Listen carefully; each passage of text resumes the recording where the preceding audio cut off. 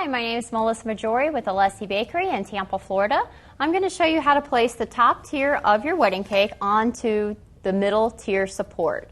Basically, you're going to need a small amount of corn syrup in a pastry bag. You just want to do a small bead around the center structure. There is a small little nub that the board is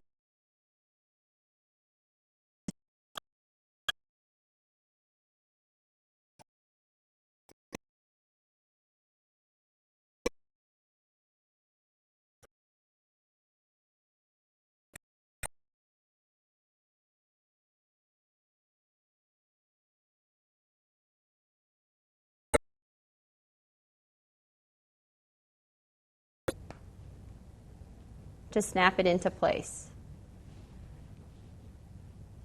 We have just attached your top tier on your 3-tier wedding cake. Again, my name is Melissa Majori with Alessi Bakery in Tampa, Florida.